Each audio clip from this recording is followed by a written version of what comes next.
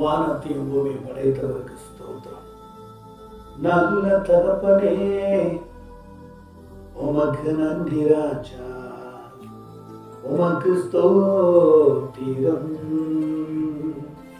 நல்ல தகப்பனே, உமக்கு நன்றி. அல்லேலூயா. வேத வசனம், இந்த நாளிலே கொடுக்கப்படுகிற வசனம் யாத்திரை ஆகமத்துல 14ஆம் அதிகாரத்துல 21ஆம் வசனத்தை கர்த்தருடைய நாமம் 21, 22 வசனத்தை வாசிக்க போகிறோம். மோசே தன் கையை சமுத்திரத்தின் மேல் நீட்டினார். அப்பொழுது கர்த்தர் முழுவதும் பலத்த கீழ்காற்றினார். சமுத்திரம் ஒதுங்கும்படி செய்து அதை வறண்டு போக பண்ணினார். ஜலம் பிளந்து பிரிந்து போயிற்று. இஸ்ரவேல் புத்திரர் சமுத்திரத்தின் நடுவாக வெட்டாந்தரையில் நடந்து போனார். அவர்கள் வலதுபுறம், அவர்கள் இடதுபுறம் ஜலம் அவர்களுக்கு பதிலாக நின்றது. இவருடைய தலைப்பு காற்று. காற்று. மோசே கையை நீட்டினார், சமுத்திரத்தின் மேல் நீட்டினார். அப்பொழுது கர்த்தர் முழுவதும் பலத்த கீழ்காற்று, கர்த்தர் முழுவதும் பலத்த கீழ் காற்றினார். சமுத்திரம் ஒதுங்கும்படி செய்து அது நடுவே வறண்டு போகும்படி செய்தார். ஜலம் பிளந்து பிரிந்து போயிற்று. என் தேவ பிள்ளைகளே, என் அன்பு பிள்ளைகளே, கர்த்தர் எவ்வளவுதான் நம்மளை நேசிக்கிறார். கர்த்தர் எவ்வளவுதான் நம்மளை நேசிக்கிறார். கர்த்தர் எவ்வளோ நல்ல தகப்பன் பாருங்க. செங்கடலை இரண்டாக பிளக்கிறார். ஜலம் 2 சைடு நிற்கிறது.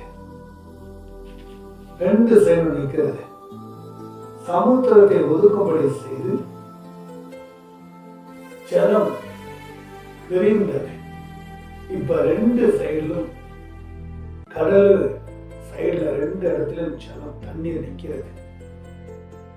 நடுவிலே ஒரு வறண்ட ரோடை பண்ணுகிறார். இன்னைக்கெல்லாம் நிறைய இடத்துல அப்படிதான், மேட்ல வீடுகள் மற்றும் பல காடுகளில ரோடுகள், பல இடத்துல பார்க்கும் பொழுது வீடு வழியெல்லாம் வேண்டுமா இருந்தால் அந்த மேட்டுக்கு ஜேசிபி கூப்பிடுவார்கள். அந்த ஜேசிபி வந்து அந்த மண்ணு 2 சைடு போட்டு நடுவில் ஒரு ரோடை உண்டாக்குவார். அது சரியான இந்த ரோடை உண்டாக்கி பண்ணி அதில் மட்டம் பண்ணி தார் ஊற்றி அது ரோடை பண்ணி அது வண்டி போகும், மனுஷன் நடக்கவும் செய்வார்கள். அதற்கு இத்தனை பணங்கள் தேவைப்படும், இத்தனை பொருளாதாரம் தேவைப்படும், இத்தனை காரியம் இருந்தால் தான் அந்த ஜேசிபியை கூப்பிட முடியும், அந்த மண்மேடை சரிப்படுத்த முடியும், அந்த இடத்துல ரோடை சரிப்படுத்த முடியும், அந்த இடத்துல ஆட்களை அழைத்து அந்த தார் ரோடை பண்ண முடியும். பிறகுதான் அது நடக்க முடியும். காடான இடத்தை அப்பதான் சரிப்படுத்த முடியும். ஆனா இந்த இடத்துல பார்க்கும் பொழுது எந்த ஒரு பணமும் செலவில்லை, எந்த ஒரு காசும் செலவில்லை, எந்த ஒரு மனுஷனுடைய கைவேலையும் இல்லை. எந்த மனுஷனும் கைவேட்டு தான் இந்த செங்கடலை பிரிக்கணும் இல்லை. இப்போ வயல்ல எல்லாம் பாத்தீங்கன்னா பெரிய ஒரு 10 ஏக்கர் இடம் வச்சுருப்பீங்க. இப்போ தண்ணி எந்த இடத்துல ஆற வருகிறதோ அந்த ஆற வரும்போது அப்படியே எல்லா இடத்துலையும் வராது. 2 சைடு மண் இருக்கும், நடுவில் தான் இந்த தண்ணீர் வரும். எல்லாம் வாய்க்கால்கள் அப்படியே 2 சைடு மண்ணை போட்டு நடுவில் தான் தண்ணி மறுபடி செய்வாங்க.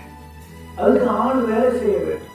அதற்கு அந்த சேறுகள், அடுக்குகள், அந்த குப்பைலாம் எடுத்து ஓரமா போட்ட பிறகுதான் அந்த தண்ணீர் வர முடியும். பார்த்தா எல்லாத்துக்கும் பாய்ச்ச முடியும். ஆனா இந்த இடத்துல தேவனாகிய கர்த்தர் 2 சைடும் ஜலம் நிற்கிறது, தண்ணீர் நிற்கிறது, கடல் பிளந்து நிற்கிறது. அந்த தண்ணீருக்கு எந்த ஒரு செங்கல் கட்டணமும் கட்டவில்லை. அந்த இடத்துல எந்த ஒரு செங்கலும் கட்டணமா வைத்து அந்த தண்ணீர் நிற்கல. தேவன் வார்த்தையை கொடுத்தார், அந்த அந்த கடல் கீழ்ப்படிந்தது. அந்த கடலில் இருக்கிற தண்ணீர் கீழ்ப்படிந்தது. என் சொல்லுக்கு தான் கீழ்ப்படியும், என் வார்த்தைக்கு தான் கீழ்ப்படியும். அதுவும் அந்த தண்ணீரும் என் வார்த்தை கேட்டு அது கீழ்ப்படியும் என்று சொல்லி வார்த்தையை சொன்னார். 2 சைடு இருக்கிறது, 2 சைடும் ஜனம் இருக்கிறது, 2 சைடும் இருக்கிறது. நடுவுல வறண்ட பூமி, வறண்ட இடம். அத்தனை காலமும் அந்த கடல் பாய்ந்து கொண்டிருந்து தண்ணீர் மேற்கொண்டு சேரும் சரியா இருந்த இடத்துல கடல் பிரிந்ததுமே அந்த நடு வழி, தாக்குற வழி அது அப்படியே காய்ந்து நடக்கிற அளவுக்கு அந்த ரோடு ஒரு பிரசன்னமா இருந்தது, ஒரு பரிசுத்தமா இருந்தது. 22 இஸ்ரவேல் புத்திரர் சமுத்திரத்தின் நடுவாக வெட்டாந்தரையில் நடந்து போனார்கள். அவர்கள் வலதுபுறத்தில் அவர் இடதுபுறத்திலும் ஜலம் அவர்களுக்கு மதிலாக நின்றது. பெரிய மதிலாக இருந்தது 2 சைடும். நடுவில் இவர்கள் போகும்படியாய் கட்டளையிடுகிறார். அப்ப நடுவில் அவருக்கு போக வேண்டுமா இருந்தான். அந்த நடுவில் இருக்கிற அந்த வெட்டாந்தரை நடந்து போனா அந்த ரோடை ஆசீர்வதித்து இருக்கிறார். அந்த ரோட்ல பரிசுத்தம் உண்டாக்கி இருக்கிறார். ஆனா அந்த இஸ்ரவேல் ஜனங்கள் போக வேண்டுமா இருந்தா சும்மா போயிட முடியாது. அந்த வெட்டாந்தரத்துல அந்த கடல் நடுவில் சும்மா போக முடியாது. அது போக வேண்டுமா இருந்தா முதலாவது இந்த இடத்துல செபிக்கணும். நிற்கிற இடத்துல மோசையை செபிக்க ராம் முழுவதும் செபித்துக் கொண்டிருந்தார்கள். ராம் முழுவதும் செபித்துக் கொண்டிருந்தார்கள். ராம் முழுவதும் மோசே கையை சமுத்திரத்தில் நீட்டினார். அப்பொழுது கர்த்தர் ராம் முழுவதும் அவருடைய செபித்தனால பலத்த கீழ்காற்று சமுத்திரத்தில் ஒதுக்கும்படி செய்தார். அப்பொழுது வறண்ட பண்ணினார். அதை வறண்டபடி ஜலம் பிளந்து பிரிந்து போயிற்று. அவர் தேவனாகிய பிள்ளைகளே, அப்ப இந்த இஸ்ரவேல் ஜனங்கள் அந்த வறண்ட பூமியில போக வேண்டுமா இருந்தால் தேவ சமூகத்துல காத்திருக்க வேண்டும், ஜெபித்திருக்க வேண்டும்.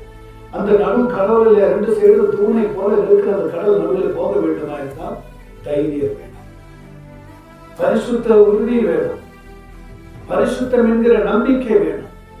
நான் இந்த 2 சைடு தண்ணீர் மதிலா இருக்கிற நடுவில் நான் போவேன், என்னால போக முடியும், நான் அதில் போவேன், எனக்கு தைரியம் வேண்டும் என்று சொல்லி தைரியம் இருந்து தேவ பிரசனத்தை பெற்றுக்கொண்டா மாத்திரம் தான் போக முடியும். மோசே இரவெல்லாம் செபித்தார்கள். இஸ்ரவேல் ஜனங்கள் எல்லாம் கூடி செபித்தார்கள். செபித்தனால தேவன் சொன்ன வார்த்தைக்கு ஜெபத்தை கேட்டார். ஜெபத்தை கேட்டு அந்த வறண்ட அந்த வெட்டாந்தரையிலே அவர் நடந்து போனார்கள். அந்த ரோட்ல நடந்து போகிறார்கள். ஆடி பாடி தேவனை மகிமைப்படுத்தி தேவனை சந்தோஷப்படுத்தி அந்த வெட்டாந்தரையில நடந்து கொண்டிருந்தார்கள். கர்த்தர் அந்த செங்கடலை பிரிந்தால் அந்த வெட்டாந்தரத்துல போக வேண்டுமா இருந்தா அதிலே கர்த்தர் இருக்கிறார். அதிலே மேகஸ்தம்பம் அக்னிஸ்தம்பம் இருக்கும். அதிலே கர்த்தருடைய பரிசுத்தம் இருக்கும். அதிலே போகும்போது இவர்களுக்குள்ள ஒரு பிரசனம் உணர முடியும். அந்த ரோட்டிலே பரிசுத்தம் உண்டாயிருக்கும். செல்லுகிற பிள்ளைகளுக்குள்ள ஒரு பரிசுத்தம் உண்டாயிருக்கும். ஆடி பாடி தேவனை மகிமைப்படுத்தி கொண்டே போறார்கள். தேவனை சந்தோஷப்படுத்தி கொண்டே போறார்கள். கர்த்தாவே, இப்பேற்பட்ட ஆச்சரியமும் இப்பேற்பட்ட அதிசயங்களும் நாங்கள் கண்டதில்லையே, நாங்கள் பார்த்ததில்லையே. இப்பேற்பட்ட அந்த செங்கடலை 2ஆக பிளந்தது. இத்தனை காலம் வாழ்ந்திருக்கிறோம், இத்தனை வருஷம் வாழ்ந்திருக்கிறோம். இது மட்டும் இப்பேற்பட்ட அற்புதங்களும் இப்பேற்பட்ட ஆச்சரியமும் நாங்கள் எங்கேயும் சந்தித்ததும் இல்லை, எங்கேயும் பார்த்ததும் இல்லை. இது ஒரு ஆச்சரியமா இருக்கிறது. இவர் தான் பரிசுத்தமுள்ள தெய்வம், இவர் தான் ஆச்சரியமான தெய்வம், இவர்கிட்ட தான் பரலோகம் நிச்சயிக்கப்பட்டிருக்கிற தெய்வம், இவர்கிட்ட தான் எல்லா அற்புதம் இருக்கிறது, இவர் தான் செங்கடலை 2ஆக பிளக்குகிறார், இவர் தான் என்று சொல்லி ஆடி பாடி துதித்து அந்த தெய்வ சமூகத்தில் போய்கொண்டிருந்தார்கள். நினைவாய் போய்கொண்டிருக்கிறார்கள், சந்தோஷமாய் போய்கொண்டிருக்கிறார்கள், பாடிக்கிட்டே போய்கொண்டிருக்கிறார்கள். நீதி நிறைந்த மோசையோடு கூட, நீதி நிறைந்த பரிசுத்த மோசையோடு கூட ஜெபத்தை கேட்டு, அந்த நீதிமானுடைய ஜெபத்தை கேட்டு அந்த வட்டாந்தரத்தில் இவர்கள் நடந்து போயிருக்கிறார்கள். என்ன ஒரு ஆச்சரியம்! தேவ பிள்ளைகளே, நீங்களும் வட்டாந்தரத்துல அந்த செங்கடல் இரண்டாக பிளந்து நடக்க வேண்டுமா? இப்பொழுதே நீங்கள் உங்கள் இருதயத்துல, உங்க வாழ்க்கையில் இருக்கிற எல்லா தடைகளும் ஒதுக்கி வைத்து பரிசுத்தம் என்கிற நடு வழியில நடந்து போங்க. பரிசுத்தம் என்கிற நிறைவான நடுவிலே போக உங்களை ஆயத்தப்படுத்துங்க. உங்களை பரிசுத்தமாக்கி கொள்ளுங்க. இப்பொழுதே கர்த்தர் ராமுலோடு பெருங்காற்று அடித்து அந்த செங்கடலை இரண்டாக பிளந்து இஸ்ரவேல் ஜனங்களை நடத்தினது போல பெருங்காற்று வந்து மோதியும் உங்க கூடாரத்தை இடித்து தள்ளாமல், உங்க வாழ்க்கையை இடித்து தள்ளாமல் கர்த்தர் வெட்டாந்தரையில் நடக்கும்படி செய்வார்.